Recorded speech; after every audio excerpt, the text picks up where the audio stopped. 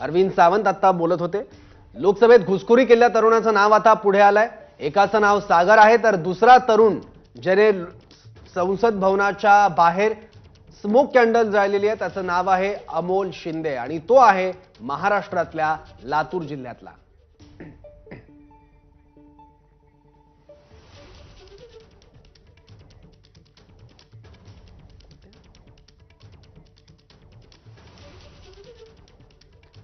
याबद्दल आणखी माहिती घेऊया। आपल्या प्रतिनिधी भारती सहस्त्रबुद्धे आता आपल्या सोबत आहेत। भारती, एक प्रश्न उपस्थित होतो की कोणाच्या रेफरन्सिंग या कोणाच्या मदतीने हे सगळे तरुण लोकसभेत घुसलेले आहेत, त्यांना पासेस नेमक्या कोणत्या खासदारांनी कोणत्या नेत्यांनी दिले त्याबद्दल काही माहिती कळू शकली आहे? सौरभ, जशी जशी माहिती आपल्यापर्यंत येते आपण ती प्रेक्षकांपर्यंत पोहोचवतोय। आता जी माहिती मिळते, कारण मगाशीच मी हाच प्रश्न उपस्थित केला होता की नक्की त्यांना पास कसा मिळाला, कारण ते थेट प्रेक्षक गॅलरीमध्ये पोहोचले होते। तर आता जी माहिती मिळते त्यानुसार म्हैसूरच्या खासदारांच्या मार्फत यांनी पासेस तयार केले होते आणि त्या पासेसच्या आधारावर ते प्रेक्षक गॅलरी ज्या पद्धतीने लोक कामकाज बघायला जातात त्या पद्धतीने कामकाज बघायला गेले होते। आणि आता हे जे लोक होते ज्यांनी हे सगळं ड्रामा क्रिएट केला त्यापैकी एकाचं नाव सागर होतं, म्हणजे जे दोन लोकांनी उडी मारली त्यांच्यापैकी एकाचं नाव सागर होतं असंही कळतंय। आता त्यांची मागणी काय होती, त्यांनी ते नक्की कुठल्या एखाद्या मागणीसाठी म्हणून त्यांनी हे केलं का हे अजून कळू शकलेलं नाही। या सगळ्यांना आता पोलीस स्टेशनमध्ये आणलेलं आहे आणि तिथे आता त्यांची चौकशी सुरू आहे।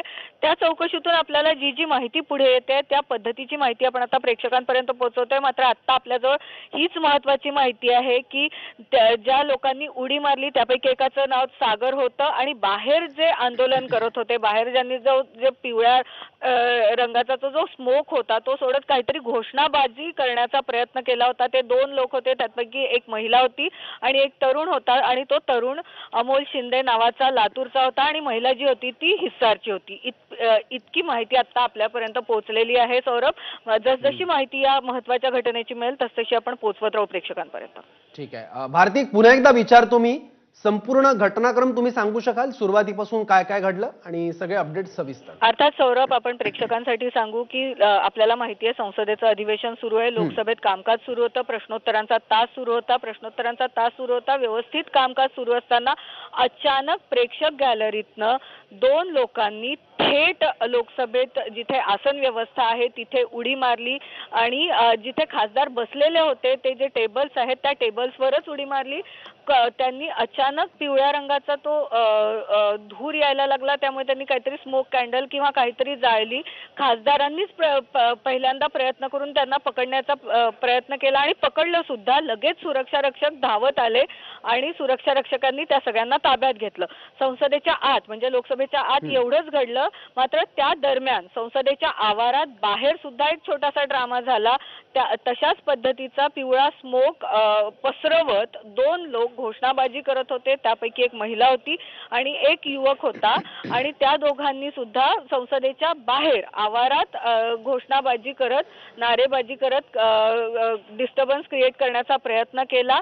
त्यांना सुद्धा सुरक्षा रक्षकांनी धावत जाऊन ताब्यात घेतलं। ते दोघे आपल्याला माहिती आहे की ती हिस्सारची महिला जिचं नाव नीलम सिंग आहे आणि लातूरचा मुलगा ज्याचं नाव अमोल शिंदे आहे, हे दोघे होते। त्यामुळे घटना घडलेली आहे एवढीच। मात्र जे खासदारांनी सांगितलं की तो पिवळा स्मोक येताच एक खूप असा वेगळा वास पसरला लोकसभेमध्ये आणि सगळ्यांना डोळे चुरचुरणं, नाकाला थोडंसं चुरचुरण्यासारखं सेन्सेशन झालं।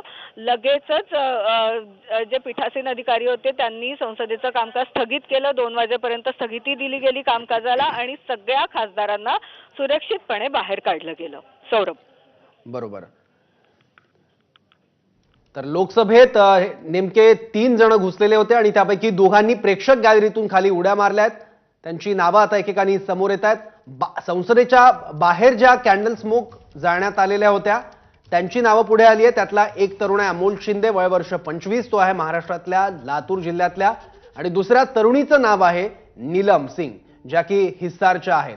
अमोल शिंदे आणि नीलम सिंग यांनी संसदेच्या बाहेर घोषणाबाजी केली आहे आणि दुसरीकडे लोकसभेचं कामकाज सुरू असताना दोन तरुणांनी प्रेक्षक गॅलरीतून लोकसभेचे खासदार जिथे बसतात तिथे उड्या मारल्यात, जोरदार घोषणाबाजी देखील केलेली आहे। आणि इतकंच नाही तर लोकसभेत अधिवेशन आणि कामकाज सुरू असताना स्मोक कॅन्डल देखील जाळलेले आहेत। त्यामुळे लोकसभेच्या बंदिस्त सभागृहात एक धूर सुद्धा पसरला होता, ज्याचा एक विचित्र वास येत असल्याची प्रतिक्रिया काही खासदारांनी दिलेली आहे. तर आणखी अपडेट येत आहे मग की म्हैसूरच्या खासदारांमार्फत या तरुणांचे पास बनवण्यात आलेले होते. लोकसभेच्या सुरक्षेत आज नव्या संसद भवनाच्या सुरक्षेत मोठी चूक दिसून आलेली आहे. 2 जणांनी संसदेत घुसखोरी केली आहे. लोकसभेचं अधिवेशन, लोकसभेचं कामकाज सुरू असताना 2 जण लोकसभेत घुसले आहेत. प्रेक्षक गॅलरीतून या दोघांनी खाली लोकसभेत उड्या मारल्या. लोकसभेत त्यांनी सगळ्यांचं लक्ष वेधून घेण्यासाठी स्मोक कॅन्डल्स देखील जाळलेल्या होत्या, त्यामुळे मोठ्या प्रमाणात धूर लोकसभेच्या सभागृहात पसरला होता. सेपरेट चाहिए, पुराना पार्लियामेंट था, ये सब चीजें अलग अलग थी, तो वहां तक कोई पहुंचने को 10 बार सोचता था, लेकिन ये बहुत बड़ी सिक्योरिटी चूक हुई है. कोई स्लोगन भी कर रहे थे, वो नारे भी लगा रहे थे. तानाशाही बंद करो, कोई ऐसे नारे लगा रहे थे, लेकिन बहुत ध्यान नारों की तरफ हमारा गया ही नहीं. हम तो बचाव के चक्कर में भागे कि किसी तरीके से इनको पकड़ लिया जाए. ये पता चला किसके गेस्ट थे, किसके एमपी के कोटे से आए थे वो? नहीं, ये कुछ पता नहीं, ये सिक्योरिटी वालों के पास है. 1 मिनट दिखा दीजिए.